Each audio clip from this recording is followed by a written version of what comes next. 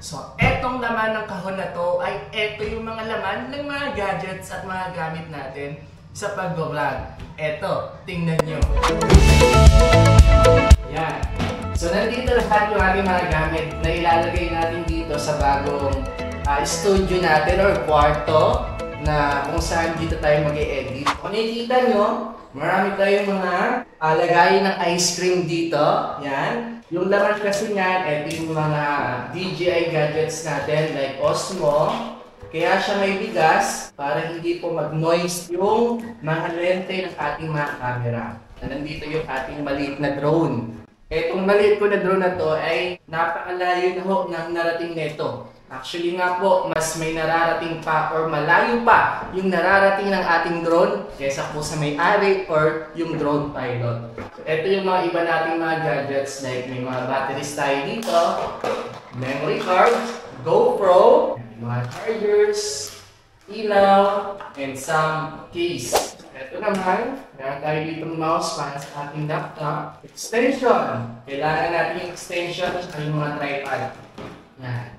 So, itong tripod na to or mini pad na to ay nakahaba po yan. Ito nga guys, gusto ko ipakita sa inyo itong aking external drive. Yan, meron akong dalawa dito, isang 1TB at isang 2TB. Actually, itong aking storage hard disk na to, puno na.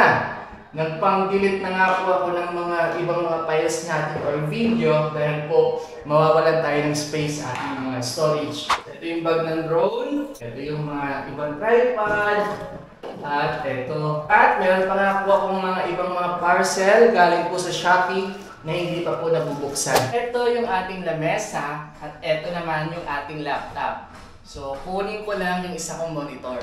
Ito na yung isa nating monitor, so ilalagay natin yan dito. So, ganito lang po mga kaibigan yung ating computer setup. So, isang monitor na main screen at isang extended monitor po para mas mabilis yung ating trabaho. Gaya nito, para mas mabilis tayo makapag-edit. And yung mga ibang gamit ay dito lang natin ilagay sa box na to para hindi magulo tingnan dito sa ating kwarto. So kung makikita nyo po yung ating setup ay ganito lang po siya. Yan. Isang computer keyboard, may laptop, extended monitor, upuan, electric fan sa likod. Yan. Tapos dito sa likod, ito yung bintana. So ito na yung bagong setup natin sa pag-edit yung mga videos na ginagawa natin dito po sa Facebook, YouTube at iba pa po mga social media platforms na nag-upload ako ng mga vlogs ko.